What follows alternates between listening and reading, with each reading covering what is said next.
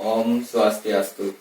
Perkenalkan, nama saya Gede Kruson Budi, absen 11 dari kelas 11 RPL 1. Di sini saya akan membahas tentang ERD dan juga DFD. Yang pertama ERD. Apa itu ERD? ERD atau Entity Relationship Diagram adalah diagram yang menggambarkan hubungan antar entitas yang ada dalam sebuah database. Ada beberapa model ERD yang dikemukakan oleh beberapa ahli, tapi yang akan dibahas adalah ERD menurut versi Peter Chen dan James Martin. Yang lebih umum digunakan adalah model ERD versi Chen. Komponen dan simbol yang terdapat dalam ERD yaitu yang pertama, entitas yang disimbolkan dalam bentuk persegi panjang. Entitas adalah objek data yang utama di mana semua informasi dikumpulkan. Biasanya menunjukkan orang, tempat, benda, atau kejadian yang bersifat informasional. Dan yang kedua adalah relasi yang disimbolkan dengan bentuk belah ketupat. Relasi menggambarkan hubungan antara satu atau lebih entitas. Dan yang terakhir adalah atribut yang disimbolkan dalam bentuk elips. Atribut adalah penjelasan-penjelasan lebih lanjut terkait dengan sebuah entitas yang harus disimpan ke dalam database. Ada dua tipe atribut. Yang pertama adalah identifiers atau biasa disebut dengan key yang digunakan untuk menetapkan bagian unik dari sebuah entitas.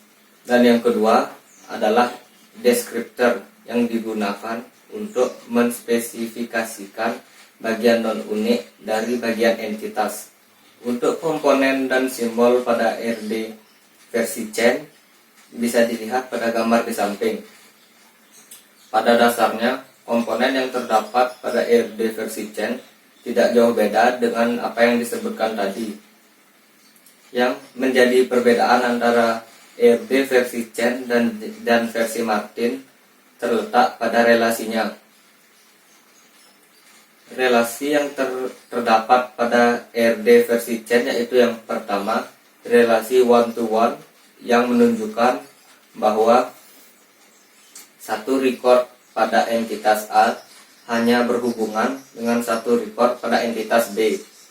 Dan yang kedua, relasi one-to-many yang menunjukkan bahwa satu record pada entitas A berhubungan dengan lebih dari satu record pada entitas B.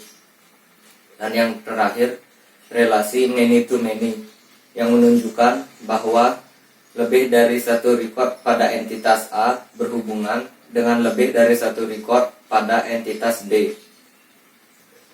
Selanjutnya adalah DFD atau Data Flow Diagram. Adalah diagram yang menggambarkan proses aliran data, input atau output dari sistem informasi yang dibangun.